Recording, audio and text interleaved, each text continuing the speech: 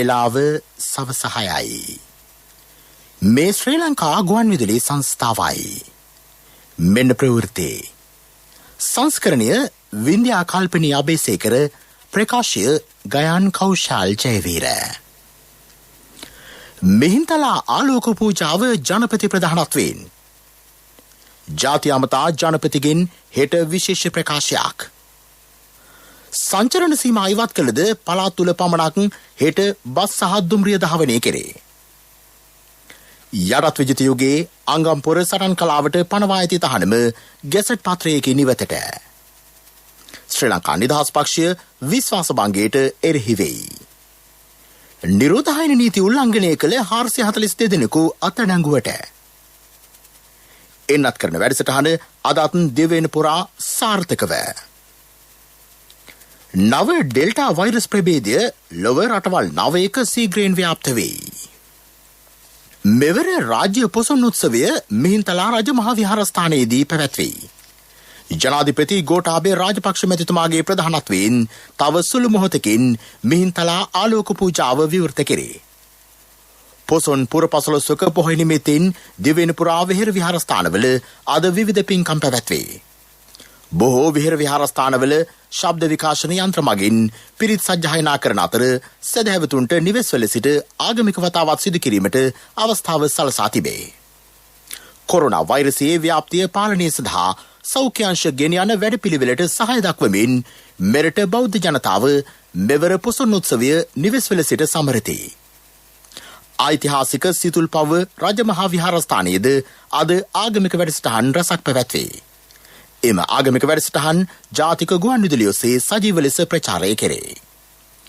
මහනුවර ශ්‍රී දළදා මාලිගාවේ පොසොන් පින්කම් සෞඛ්‍ය ආරක්ෂිතව සීමිත පිරිසකගේ සහභාගීත්වයෙන් පැවැත්වේ. පානදුර ගල්ගොඩ ශ්‍රී මහා විහාරස්ථානයේ පැවැත්වෙන ආගමික වතාවත් ජාතික ගුවන්විදුලියේ වෙළඳ සේවයෙන් සජීව ලෙස ප්‍රචාරය වේ. තිස්ස මහාරාම රජ මහා විහාරය, පන්නගමුව දියබැඳි විහාරය, යටාල විහාරය, සිතුල්පව්ව රජ මහා විහාරය සහ සිරි මංගලාරාමයේ ඇතුළු විහාරස්ථානවල එම පින්කම් සංවිධානය කර තිබුණේ සෞඛ්‍ය මාර්ගෝපදේශවලට අනුකූලවයි. මේ අතර අග්‍රාමාත්‍ය මහින්ද රාජපක්ෂ මහතාගේ ප්‍රධානත්වයෙන් පැවැත්වෙන පොහෝ දින ආගමික වතාවත් කාල්ට නිවසේදී අද සිදුවිය.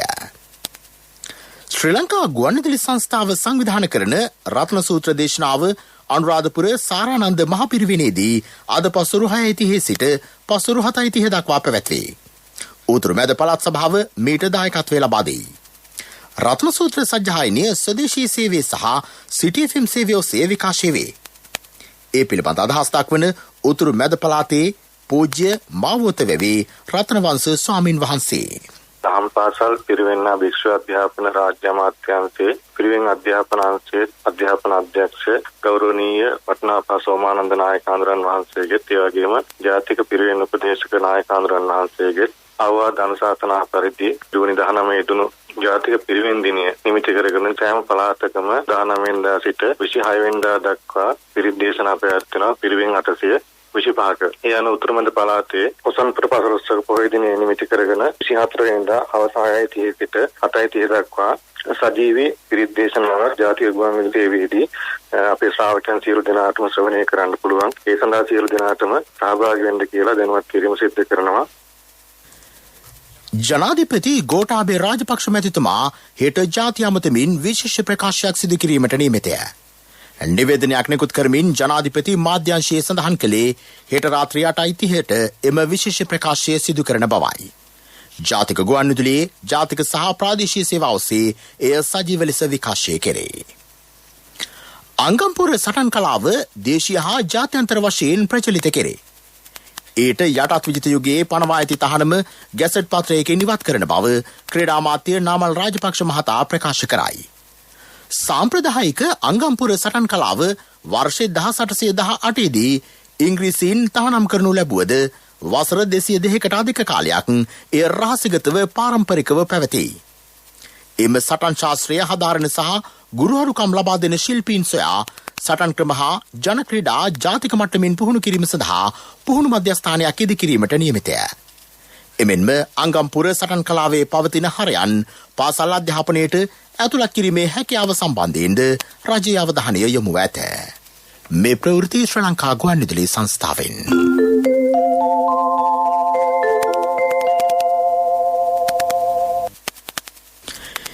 ඉන්ධන මිල ඉහළ දැමීම සම්බන්ධයෙන් විපක්ෂය ගෙන විශ්වාස භංග යෝජනාවට ශ්‍රී ලංකා නිදහස් පක්ෂය සහාය පළ නොකරන බව අමාත්‍ය මහින්ද අමරවීර මහතා ප්‍රකාශ කරයි.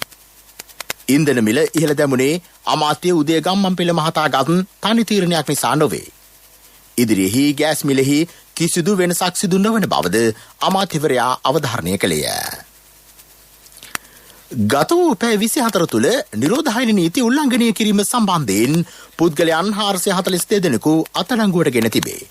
පොලිස් මාධ්‍ය ප්‍රකාශක ජ්‍යෙෂ්ඨ නියෝජ්‍ය පොලිස්පති අජිත් රෝහණ මහතා කියා සිටියේ පසුගිය ඔක්තෝබර් 30 වෙනිදා සිට මේ දක්වා කාලය තුළ නිරෝධායන නීති උල්ලංඝනය කිරීම හේතුවෙන් අත්අඩංගුවට ගෙන ඇති සමස්ත පුද්ගල සංඛ්‍යාව 42799ක් බවයි. අද දිනේ දිවෙන පුරා මාර්ග බාධක 1200ක් යොදවා ඇත. ශ්‍රී ලංකා ආයෝජන මණ්ඩලය යටතේ වෙළඳ කලාප 14ම ආවරණය වන පරිදි කොවිඩ් එන්නත් කරන වැඩසටහන මේ වන විට ආරම්භ කර තිබේ. ඒ අනුව සීතාවක සහ කොග්ගල ආයෝජන කලාපවල කර්මාන්ත ශාලා සේවකයන්ට අද කොවිඩ් එන්නත ලබා දීම සිදු කෙරිණ. වෙළඳ කලාපවල සේවකයන්ට ලබා දීම සඳහා එන්නත් 1,30,000ක් වෙන් කර ඇත. මීළඟට ප්‍රමුඛ පුවත. ප්‍රමුඛ පුවත ඔබ වෙත ගෙනෙන්නේ සෑම ගෙදරකම සිටිය යුතු වෙද මහත්මයා සිද්ධාලේප.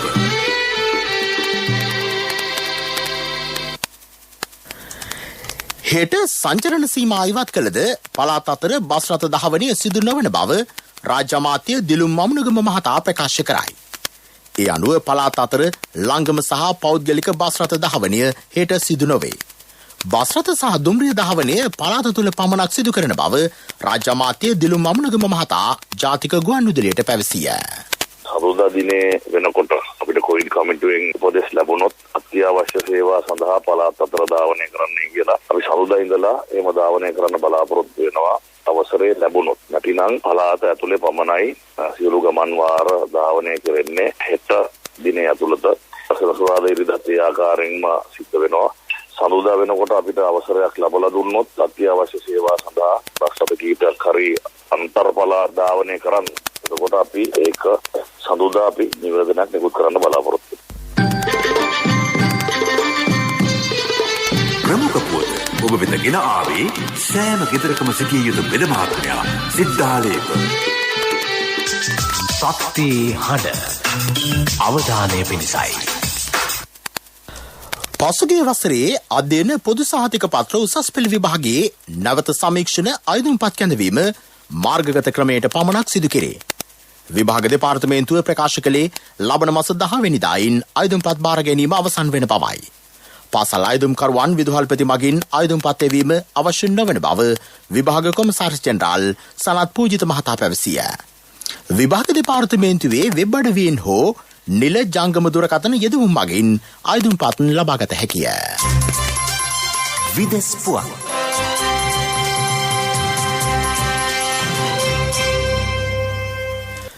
ගත වූ පැය 24 තුළ නව කොවිඩ් ආසාදිතයන් 54,069 දෙනෙකු ඉන්දියාවෙන් වාර්තා වේ. එම කාලය තුළ සිදුව ඇති කොවිඩ් මරණ සංඛ්‍යාව 1,321කි.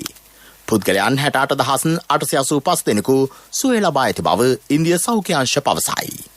ගත වූ කාලයට සාපේක්ෂව අද කොවිඩ් මරණ වාර්තා වීම 6.3කින් වර්ධනය වී තිබේ. ඉන්දියාවෙන් ප්‍රථම වරට හඳුනාගත් නව ඩෙල්ටා ප්ලස් ප්‍රභේදය තවත් රටවල් 9ක සීග්‍රයෙන් ව්‍යාප්ත වන බව ලෝක සෞඛ්‍ය සංවිධානය ප්‍රකාශ කරයි. ඇමරිකාව, පෘතුගාලය, ස්විට්සර්ලන්තය, ජපානය, පෝලන්තය, නේපාලය, රුසියාව සහ චීනය යන රටවලින් නව ඩෙල්ටා ප්ලස් ප්‍රභේදය වාර්තා වී තිබේ.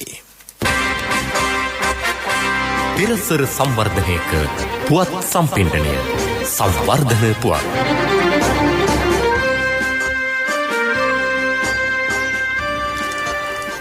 පොළොන්නරුව ඇලහැර පොකුණුගල ට්‍රැක් 26 පාලමේ ඉදිකිරීම ආරම්භේ. බකමුණේ සිට තලාගල හරහා පොළොන්නරුවට ගමන් කිරීමට ඇති කෙටිම මාර්ගය මෙයවීමද විශේෂත්වයකි. මේ සඳහා වැය කරන මුදල රුපියල් මිලියන 42කට අධිකය. ක්‍රීඩා පුවත්.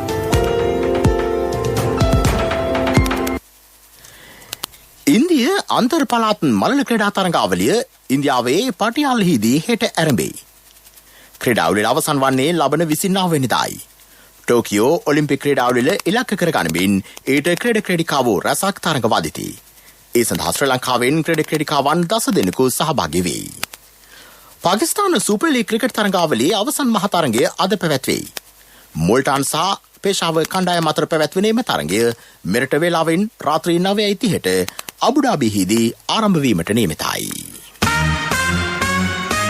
ව්‍යාපාරික පුවත් ඔබ වෙත ගෙන එන්නේ NSB ගෞරව ප්‍රශංසා. ඔබේ මුදලට සුරක්ෂිතම ස්ථානය ජාතික ඉතිරි කිරීමේ බැංකුව.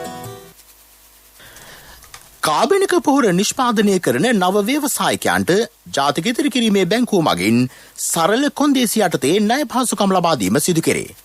රැකියාව විරහිත තරුණ තරුණියන්ට ඒ සඳහා යොමු විය හැකිය. ණය අපේක්ෂිතයන් ජාතික පොහොර ලේකම් කාර්යාලයේ ලියාපදිංචි වී සිටිය යුතුය. ව්‍යාපාරික පුවත් ඔබ වෙත ගෙන ආවේ රට වෙනුවෙන් විශිෂ්ට සේවයක් සිදු කළ ජ්‍යෙෂ්ඨ පුරවැසියන් වූ ඔබට පෙදෙන උත්තමාචාරයක් ලෙස ජාතික ඉතිරි කිරීමේ බැංකුව NSB ගෞරව ප්‍රශංසා හඳුන්වා දුන්නා. දැන් NSB ගෞරව ප්‍රශංසා සමගින් 6.75%ක අවම පොලියක් යටතේ මිලියන 5ක් දක්වා ණය මුදලක් පැය 2කින් ලබා ගන්න. විශ්‍රාමික රාජ්‍ය සේවක ඔබට වයස අවුරුදු 75 දක්වා ගෙවීමේ පහසුකම්ද සහිතයි. ග්‍රිබ් වාර්තා අනවශ්‍යයි. NSB ගෞරව ප්‍රශංසා ඔබේ මුදලට සුරක්ෂිතම ස්ථානය ජාතික ඉතිරි කිරීමේ බැංකුව. ආර්ථික පුවත් ආවරණය ඔබේ ඕනම අවශ්‍යතාවයකට සුදුසු මූල්‍ය විසඳුම් දෙන එන අය දියුණු වෙන අය එන LOLC සමූහය එන්න දියුණු වෙන්න. රාජ්‍ය පෞද්ගලික හා රාජ්‍ය නොවන අංශවල සංවිධාන සමග සහයෝගයෙන් ලංකා වාණිජ මණ්ඩලය ජාතික කුඩා හා මධ්‍ය ව්‍යාපාර සංසදයක් සංවිධානය කර තිබේ. ආර්ථික වර්ධනය වේගවත් කිරීම මෙහි අරමුණයි. මෙහි පළමු සාකච්ඡාව සූම් තාක්ෂණය ඔස්සේ ලබන සඳුදා පැවැත්වෙයි.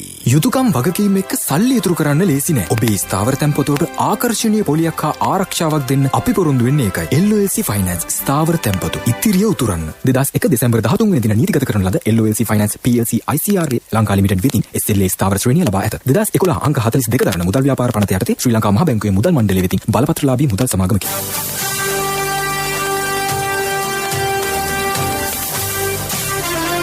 කාලගුණ වාර්තාව ඔබ වෙත ගෙන එන්නේ සයුරු දීවර කාලගුණ තොරතුරු සේවාව. ඔබගේ ප්‍රදේශයට අදාළ කාලගුණ තොරතුරු නොමිලේ එසැනින් ඔබේ ඩයලොග් දුරකථනයට 828 අමතා ලියාපදිංචි වන්න. දීවර හා ජලජ සම්පත් දෙපාර්තමේන්තුව සහ කාලගුණ විද්‍යා දෙපාර්තමේන්තුවේ ඉදිරිපත් කිරීමකි. සයුරු සමග සොරැකීම. සබරගමුව පළාතේ සහ මහනුවර නුවරඑළිය දිස්ත්‍රික්කවල විටින් විට වැසී ඇති වෙන බව කාලගුණ විද්‍යා දෙපාර්තමේන්තුව පවසයි. නැගෙනහිර සහ ඌව පළාත්වල ස්ථාන කිහිපයක රාත්‍රී කාලයේදී වැසි හෝ ගිගුරුම් සහිත වැසි ඇතිවේ. සබරගමුව පළාතේ සහ මහනුවර සහ නුවරඑළිය දිස්ත්‍රික්කයේ ඇතැම් ස්ථානවලට මිලිමීටර් 50ක පමණ තරමක තද වැසි ඇතිවිය හැකිය.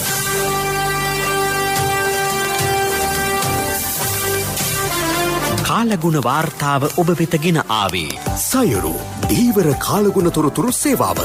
ඔබගේ ප්‍රදේශයට අදාළ කාලගුණ තොරතුරු නොමිලේ එසැනින් ඔබේ ඩයලොග් දුරකථනයට 828 අමතා ලියාපදිංචි වන්න. දීවර හා ජලජ සම්පත් දෙපාර්තමේන්තුව සහ කාලගුණ විද්‍යා දෙපාර්තමේන්තුවේ ඉදිරිපත් කිරීමකි. සයුරු සමග සොරැකීම. දැන් දවසේ සටහන.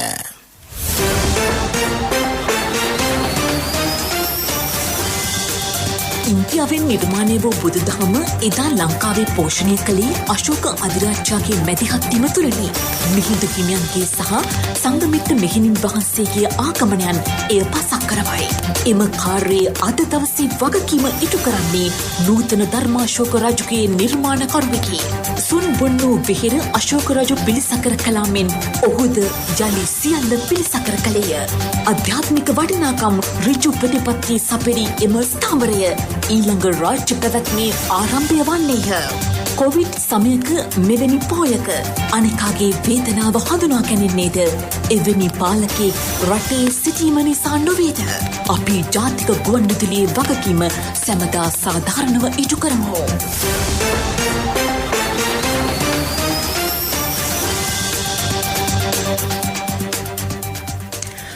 ප්‍රවෘත්ති අවසන් කිරීමට යලි සිරස්තල. මිහින්තලා ආලෝක පූජාව ජනපති ප්‍රධානත්වයෙන්. ජාති අමතා ජනපතිගෙන් හෙට විශේෂ ප්‍රකාශයක්. සංචරණ සීමා ඉවත් කළද පළාත් තුළ පමණක් හෙට බස් සහ දුම්රිය ධාවනය කෙරේ. යටත් විජිතයුගේ අංගම්පුර සටන් කලාවට පනවා ඇති තහනම ගැසට් පත්‍රයක නිවතට. ශ්‍රී ලංකා නිදහස් පක්ෂය විශ්වාස භංගයට එරෙහි වෙයි.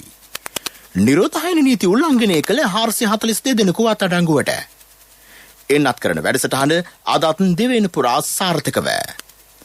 නව ඩෙල්ටා වෛරස් ප්‍රභේදය ලොව රටවල් 9ක සීග්‍රයෙන් ව්‍යාප්ත වෙයි. අපගේ මෙම ප්‍රවෘත්ති ප්‍රකාශයට www.slbc.lk වෙබ් අඩවිය ඔස්සේද සවන් දිය හැකිය. අපගේ මීළඟ ප්‍රධාන ප්‍රවෘත්ති ප්‍රකාශය රාත්‍රී 9ට. ප්‍රවෘත්ති ඉන් සමාප්තයි.